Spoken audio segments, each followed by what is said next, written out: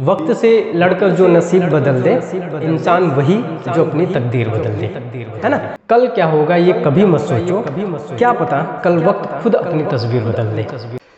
जय हिंद साथियों, नमस्कार। आप सभी का स्वागत है वास्तु एकेडमी में। मुझे उम्मीद है कि आप लोग बढ़िया होंगे, फर्स्ट क्लास होंगे, मस्त होंगे। आपकी क्लास बहुत बेहतरीन चल रही होगी और पढ़ाई भी बहुत ज़बरदस्त चल रही होगी। अच्छे से पढ़ाई करें, अच्छे से अपनी सेहत का ध्यान रखें और अपनी सेहत के साथ साथ जो है अपने जीवन में भी बेहतर करें और अच्छे सिलेक्शन लेकर के जीवन में आगे बढ़ें। आज की नई इस क्लास में ऑलमोस्ट प्रॉफिट एंड लॉस जो हमने कॉन्सेप्ट जो चलाया हुआ था, जो हमारा जो चैप्टर चल रहा था, वो ऑलमोस्ट जो है क्या हुआ है कि ख़त्म होने की कगार पर है। जो आज हमारा जो है ये लास्ट कॉन्सेप्ट है। इस कॉन्सेप्ट को ख़त्म करने के बाद जो है हम एक नए चैप्टर की तरफ आगे बढ़ेंगे। लेकिन आज हम इस कॉन्सेप्ट के ऊपर हम चर्चा क्यों कर रहे हैं? हालांकि ये पढ़ने वाली लोग कहते हैं कि पढ़ने वाली चीज़ नहीं है, लेकिन अक्सर जो है यहाँ से सवाल पूछे जाते हैं, है ना।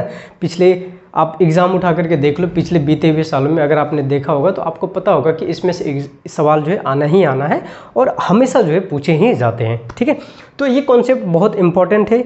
इसे हम एक तरीके से कहते हैं कि बहुत स्पेशल कॉन्सेप्ट कहा जाता है। इसमें कोई भी स्टूडेंट हो, वो बच्चा ना इमेजिन करता है, अगर ऐसा होता तो क्या होता, अगर इसमें ऐसा होता तो क्या होता, अगर ये होता तो क्या होता, है ना। एक पूरी कह सकते हैं कि एक इमेजिनेशन के ऊपर डिपेंड है ना, जो इंटरेस्टिंग भी है, पढ़ने में भी बहुत मज़ा आएगा। जो बच्चे मैथमेटिक्स को बहुत अपनी डेली लाइफ से जोड़ करके देखना चाहते हैं, जो सीखना चाहते हैं, उनके लिए मैथमेटिक्स बहुत आसान होती है ना। तो आज उन्हीं चीज़ों को जो है हम सीखेंगे और आप सभी को ये जान करके बहुत खुशी होगी कि जो वास्तु एकेडमी है, उस वास्तु एकेडमी पे आपको जो है हर एक चैप्टर की जो पूरी तरीके से प्लेलिस्ट मिलेगी। एक तरफ से कोई भी प्लेलिस्ट मिस नहीं है। हर एक क्लास की जो प्लेलिस्ट आपको मिलेगी, हर एक क्लास का जो वीडियोस आपको मिलेगा, आप वहाँ पर एकदम पूरी डिटेल के साथ, इंट्रोडक्शन के साथ है, आप वहाँ पे जा करके देख सकते हैं, ठीक है।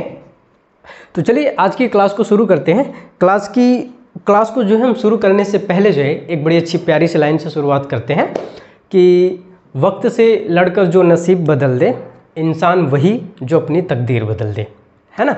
ये चीज़ें क्या है कि हर बच्चे के जीवन में कुछ चीज़ें जो होती है जो बहुत इंपॉर्टेंट रोल प्ले करती है ना।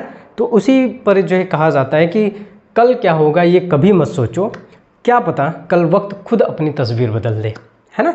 तो इस मोटिवेशन लाइन के साथ जो अपनी लाइन की शुरुआत करते हैं, अपनी क्लास की शुरुआत करते हैं और आज हम सीखते हैं कि ये जो एक तरीके का जो स्पेशल कॉन्सेप्ट है, ये आखिर बच्चों को क्यों परेशान करता है। इसमें बहुत से बच्चे जो कंफ्यूज हो जाते हैं, कुछ एडिशन वगैरह करने में बड़ा कंफ्यूज, जोड़ घटाना करने में बड़ा कंफ्यूज हो जाते हैं। तो उन सारी चीज़ों को जो है हम एक एक करके देखते हैं, ठीक है। चलिए शुरू करते हैं। हम पढ़ रहे थे प्रॉफिट एंड लॉस, ठीक है। आज का जो हमारा कॉन्सेप्ट है वो एक स्पेशल कॉन्सेप्ट है, ठीक है। एक स्पेशल कॉन्सेप्ट है, आप एक तरीके से स्पेशल कह सकते हो। लोग स्पेशल कहते हैं, बहुत बढ़िया कहते हैं बट ऐसा लगता है कि ये एग्ज़ाम में पूछे जाते हैं, इसके ऊपर जो सवाल आना ही आना होता है, तो ये ज़्यादा कुछ इम्पोर्टेंट होते हैं, ठीक है। बट हम जो क्या करेंगे कि आज की जो क्लासेस है ना ये एग्ज़ाम के पॉइंट ऑफ व्यू से जो बहुत अच्छा है और ये आखिरी है। आज के बाद जो प्रॉफिट एंड लॉस ख़त्म हो जाएगा, फिर हम नेक्स्ट चैप्टर पे जो आगे बढ़ेंगे।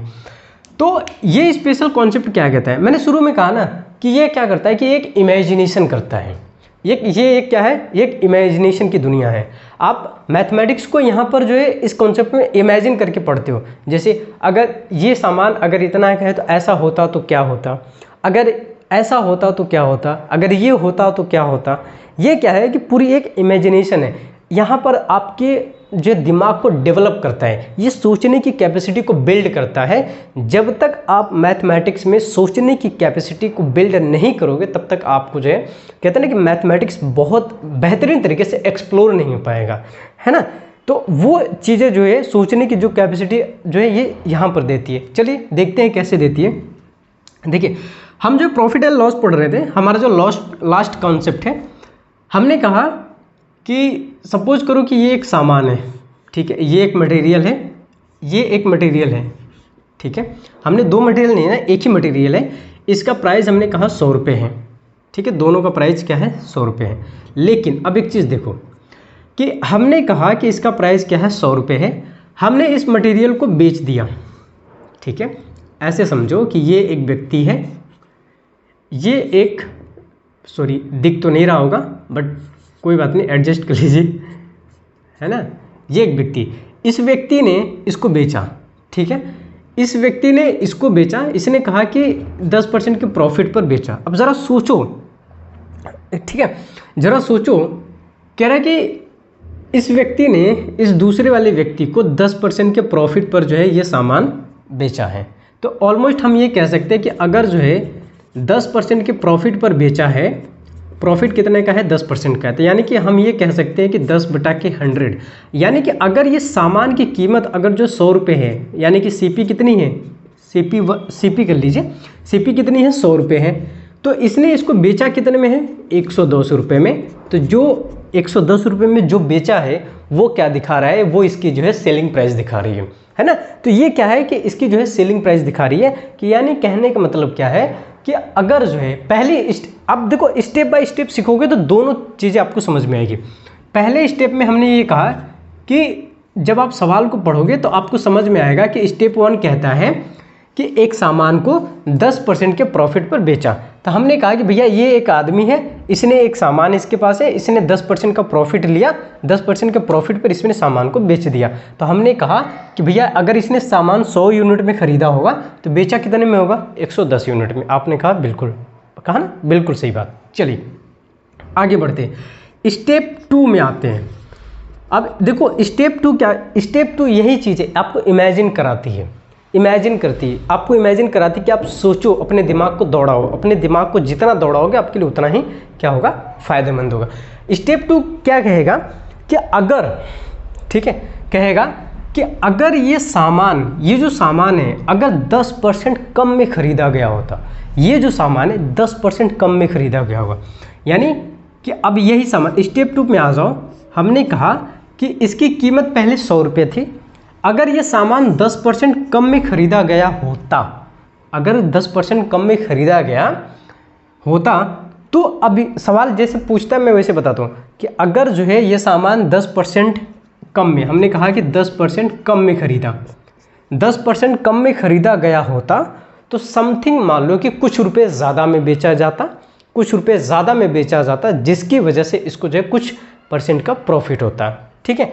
यानी कि हम ये कह सकते हैं कि अगर जो है इसको जो है 10% कम में अगर ख़रीदा गया होता तो जब इसको बेचा जाता, तो यानी कि इसको जब बेचा जाता तो हमने कहा कि मान लो कि जो है 100, मान लो आप कीजिए 80 रुपये ज़्यादा में बेचा जाता, ठीक है, 80 रुपये कितने में बेचा जाता, ज़्यादा में बेचा जाता।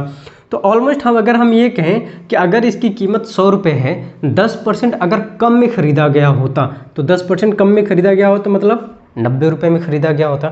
तो अगर इसकी कीमत पहले 100 रुपये थी लेकिन बाद में अगर 10% कम में ख़रीदा गया होता तो इसकी कीमत कितनी होती, 90 रुपये होती।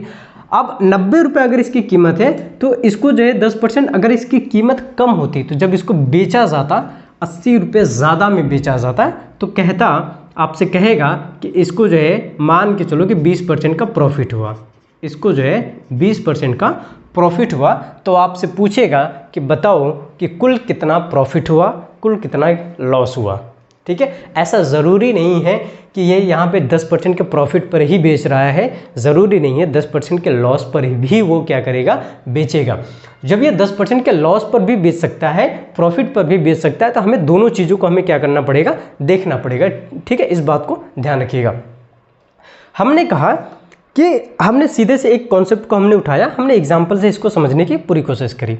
हमने कहा कि 90 रुपये में इसने क्या करा, जब इसकी कीमत 90 रुपये होगी तो जब इसको बेचेगा तो 80 रुपये ज़्यादा में जब इसको बेचता है, इसी सामान को 80 रुपये ज़्यादा में बेचता है, तो इसको प्रॉफिट कितना होता है, 20% का। यानी कि 90 का जो सामान है, जो 90 का सामान है, 90 का जो 20% कितना होगा, आप कहोगे सर 90 का जो 20%, देखो दो चीज़ें हैं, एक होगा जो बच्चा बहुत बेसिक चीज़ें निकाल करके देखेगा, है ना, बहुत बेसिक चीज़ें निकाल करके देखेगा, ऐसे करेगा 90 का 20% कितना होगा, ऐसे नहीं, जो स्मार्ट बच्चा होगा वो क्या करेगा, 20% की फ्रैक्शन वैल्यू कितनी होती है, आप कहोगे सर 1/5 होती है, यानी कि 1/5, 1/5 90 का 1/5 कितना होगा, आप कहोगे 18, यानी कि 18 कुछ ज़्यादा नहीं हो रहा है, 20% कम में, सॉरी इसको जो है 60% कर लो, ऐसे कर लो, ठीक है 60%। तो अगर ये 60% प्रॉफिट में बेचा, इसको जो है 60% का प्रॉफिट होता है, तो हमने कहा कि भैया इसका 90 का 60% कितना होगा, तो आपने कहा कि 90 का 60% यानी कि ऐसे डायरेक्टली हम निकाल लें, कितने हो गए 54 रुपये हो गए, यानी कि 90 रुपये में ये था, प्रॉफिट कितना हुआ 54 रुपये, कितने हो गए 4 और 9 5 14 154 रुपये, 9 5 14 144 रुपये, यानी कि इसको बेचा कितने में गया 144 रुपये में गया। यानी कि कहने का मतलब क्या है कि अगर जो है इस सामान का प्राइस 10% कम होता तो इसको 80 रुपये ज़्यादा में बेचा जाता, तो इसको प्रॉफिट कितना होता 60% होता। तो बताओ कि कुल कितना प्रॉफिट हुआ। अब एक चीज़ देखो कि पहले सीपी कितनी थी, यहाँ पर हमने एसपी बात करी, एसपी 1 की हम बात करते हैं कितना में बेचा गया 110 में, एसपी 2 की हम बात करें कितना में बेचा गया है 144। अब एक चीज़ देखो कि इसकी वैल्यू ये कितना ज़्यादा है, आपने कहा कि कितना ज़्यादा 144 है और 110 है, यानी कि हम ये कह सकते हैं कि 34 ज़्यादा है। तो यानी कि ये जो 34 यूनिट है, ये 34 यूनिट किसको रिप्रेजेंट कर रहा है 80 को रिप्रेजेंट कर रहा है। एक यूनिट की वैल्यू कितनी होती है 80/34, यानी कि आपको सीपी पूछेगा कॉस्ट प्राइस कितनी होगी, यानी कि कॉस्ट प्राइस कितनी है 100 यूनिट है, तो हमने कहा कि 80/34 × 100, यहाँ से आपको क्या निकल करके आ जाएगा सीपी पूछेगा, ठीक है। आपसे यहाँ से कॉस्ट प्राइस पूछेगा, आप यहाँ से डायरेक्टली आप यहाँ से क्या करेंगे निकाल सकते हैं, कितना हो जाएगा, हमने काटा 17 40 40/17 × 100, ठीक है। कितने हो जाएंगे 4000/17। तो ये क्या है, एक अच्छा सा प्यारा सा जो है ये एक कॉन्सेप्ट है, ठीक है। देखो ऐसा ज़रूरी नहीं है आपसे जो है कॉस्ट प्राइस ही पूछे, आपसे जो है सेलिंग प्राइस भी पूछ सकता है, आप बताओ विक्रय मूल्य क्या है, विक्रय मूल्य कितना है, आपसे एनीथिंग कुछ भी पूछ सकता है, ठीक है। तो ये क्या है, एक प्यारा सा कॉन्सेप्ट है जिसको हमने समझा है। अगर अभी भी नहीं समझ में आया है तो एक अच्छे से प्यारे से सवाल से हम समझते हैं कि इसको जो है और अच्छे तरीके से कैसे समझ सकते हैं, ठीक है। थोड़ा ऐसे समझते हैं कि ठीक है, पहले स्टेप में आपसे क्या कहेगा कि ये एक व्यक्ति है या कोई दुकानदार है, कोई व्यापारी है, इसने इस सामान को जिसकी कीमत से है, मान लो कि जो है 100 यूनिट है, हमने यूनिट में मान लो आप 100 रुपये मान लो, दोनों मान लो, कोई भी मान लो, ठीक है, आप दोनों मान सकते हैं कि अगर जो इसने कहा कि इसकी कितनी है कीमत कितनी है 100 रुपये है। इसके दूसरे एग्जाम्पल से हम समझते हैं, इसी को किसी दूसरे व्यक्ति को जब ये बेच रहा है, ज़रा सोच करके देखना कि जब ये इसको बेचेगा तो हमने कहा कि 20% के प्रॉफिट पे बेचा, कितने के प्रॉफिट पे बेचा 20% के, यानी कि अगर हम ये कहें कि इसको प्रॉफिट कितना हुआ, हमने कहा 20% का, तो यानी कि 20/100। सीपी कितनी होगी, आप कहोगे CP1 कितनी है, CP1 कर लो या CP कर लो, डजंट मैटर, ठीक है, कितना हो जाएगा 100। सीपी इसकी कितनी है 100 यूनिट है, कॉस्ट प्राइस कितना है 100 यूनिट है, बेचा इसने कितने में, एसपी कितना हो जाएगा 120 यूनिट हो जाएगा। बात समझ में आई। लेकिन अब सवाल में ट्विस्ट क्या आता है, सवाल में ट्विस्ट आता है स्टेप 2 स्टेप 1, ठीक है। सवाल की पहली लाइन आपसे यही कहेगा कि कोई सामान है, उसको 20% के लाभ पर, 20% के हानि पर, एनीथिंग समथिंग कुछ पर जो है बेचा गया है, ठीक है। अगर इस सामान का कीमत अगर 10% कम होता, ठीक है, अगर इस सामान की कीमत जो है 10% अगर कम होती तो इसको जो है हम ये कह सकते हैं कि इसको जो है 60 रुपये, 160 रुपये, 200 रुपये, एनीथिंग कुछ भी किसी वैल्यू में ज़्यादा में बेचा जाता, ठीक है। तो अगर जो है 10% कम होता तो इसको जब जो है आपसे कहेगा कि मान लो कि 200 रुपये में 200 रुपये ज़्यादा में इसको बेचा गया, तो इसको जो है 40% का, या फिर हम ये कह सकते हैं कि मान लो कि 40% का इसको जो है प्रॉफिट हुआ, ठीक है। तब आपसे पूछेगा कि वस्तु का कॉस्ट प्राइस बताओ, वस्तु का सेलिंग प्राइस बताओ, दोनों आपसे पूछेगा। एनीथिंग, कुछ भी आपसे पूछ सकता है, ठीक है। तो ऐसे केसेस में हम क्या करेंगे कि इसकी कीमत हमने मान लिया कि 100 यूनिट थी, ठीक है, 100 यूनिट हमने मान लिया। अब जो 10% अगर कम कर दिया तो इसकी कीमत कितनी होगी, आपने कहा 90 यूनिट होगी। अब 90 है, अब कह रहे हैं कि 40% का प्रॉफिट है, 40% का प्रॉफिट है, तो यानी कि ये सामान इसने बेचा कितने में होगा। अब एक चीज़ देखो, दोनों तरीके से देखो कि 90 का 40% कितना होगा। आप कहोगे 90 का सर 40% ऐसे, कुछ बच्चे ऐसे निकालेंगे 90 ×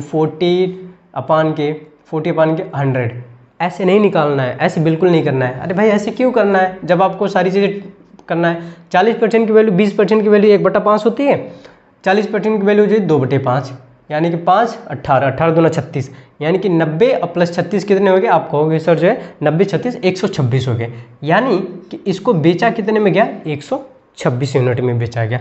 अब एक चीज़ ज़रा देखो कि 126 यूनिट में जब बेचा गया है तो यानी कि पहले बेचा गया कितने में, 120 यूनिट में, अब बेचा गया है कितने में, 126 यूनिट में, तो यानी कि ज़्यादा में बेचा गया है। तो यानी कि ये जो ज़्यादा इसकी इन दोनों का जो अंतर है, यानी कि जो 6 यूनिट है, 6 यूनिट किसको रिप्रेजेंट कर रहा है, 200 यूनिट को, यानी 200 को, 200 रुपये को, एनीथिंग कुछ भी आपको दिया रहेगा उसको रिप्रेजेंट कर रहा है। तो यानी कि हम ये कह सकते हैं कि 1 यूनिट की वैल्यू कितनी हो जाएगी। आप कहोगे सर 200/6, यानी कि कट करके अगर आप देखो तो कितना हो जाएगा, 100/3। आपसे जो है कॉस्ट प्राइस कितनी है, 100 यूनिट है, 100 यूनिट कितने, हमारी सीपी कितनी हो जाएगी, 100 यूनिट है, तो यानी कि सीपी हमारा कितना हो जाएगा, 100 यूनिट है, तो 100/3 × 100 मल्टीप्लाई कर दो, 10,000/3। ये मैं आपको ये चीज़ यहाँ पे दिखा रहा हूँ, ये सवाल मैंने बनाया है, पढ़ाते पढ़ाते बनाया है, जिसकी वजह से ये सीपी की वैल्यू आपको इस तरीके से डेसिमल में देखने को मिलेगी। लेकिन जब आपसे एग्जामिनर आपसे सवाल पूछेगा तो वो आपकी वैल्यू जो है डेसिमल में आपको देखने को नहीं मिलेगी, वो एग्जैक्ट नंबर में होगा। तो जो एग्जैक्ट नंबर में होगा आप वहाँ से देख सकते हैं। ठीक उसी तरीके से अगर मैं सेलिंग प्राइस अगर निकालना चाहूँ तो कितना निकाल सकता हूँ, 120 कितना रिप्रेजेंट कर रहा है, 100 × 120/3, 3 × 12, यानी कि कितने हो जाएंगे, 4000। सेलिंग प्राइस कितना आ गया, 4000। तो जाहिर सी बात है कि अगर सेलिंग प्राइस 4000 आया तो उसको खरीदा कितने में होगा, कम में सॉरी उसकी जो कॉस्ट प्राइस कितनी होगी, 4000 से कम होगी। इस बात को ध्यान रखिएगा। तो ये हमने जो दोनों तरीके से कॉन्सेप्ट को आपको समझाया कि ये जो एक स्पेशल टाइप का कॉन्सेप्ट है, अक्सर जो है इस पर एग्जामिनर जो है सवाल पूछ ही रहा है, ज़रूरी है कि वो पूछ रहे हैं। तो इसको समझने से बेटर है कि हम इसको समझने से पहले हम इसको एक ऐसे समझ सकते हैं कि कोई ये एक वस्तु है, ठीक है, इसकी सीपी हमने मान लिया कि सीपी 1 है, इसको हमने बेचा एसपी 1 में, ठीक है।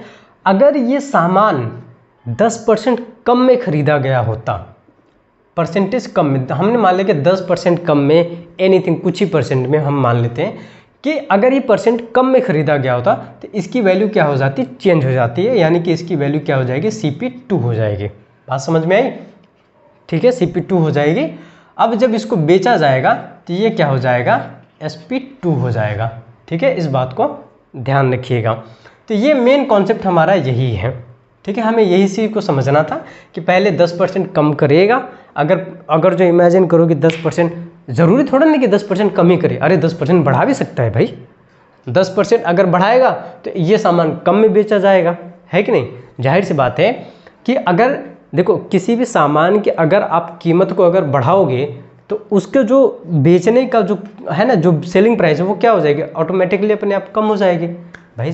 बेचने का वो तो कम हो ही जाएगा ना, जब प्राइस बढ़ाओगे तो बिकेगा कम ही। तो जैसे फॉर एग्जांपल के लिए अगर हम ये कहें कि अगर एक गांव में जो है आप ये कहो कि जो अगर सामान बिक रहा है, जैसे किसी राशन पे अगर सामान बेच रहा है, तो अगर वहाँ पे जाओगे लेने के लिए तो वो कहेगा कि भैया जो है हमारा सामान 100 रुपये केजी है, आप वहाँ पे जा कर के ले लोगे। अगले दिन गए, वो सामान कहेगा मेरा सामान 120 केजी बढ़ गया। तो अगर मान लो कि पहले अगर वो 100 रुपये केजी दे रहा था तो 100 रुपये केजी दे रहा था, तो 100 रुपये केजी में उसके पास ग्राहक बहुत ज़्यादा आ रहे थे।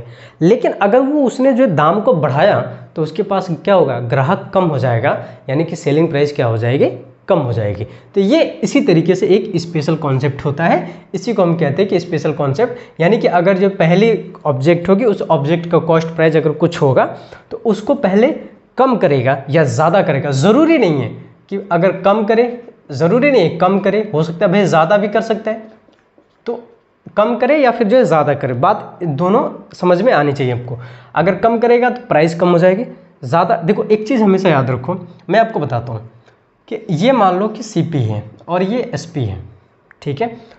अगर हमने कहा प्राइस है, ठीक है, अगर प्राइस को अगर ये कम करेगा, ठीक है, कॉस्ट प्राइस अगर कम करेगा, ठीक है, तो आपकी सेलिंग प्राइस क्या हो जाएगी, बढ़ जाएगी।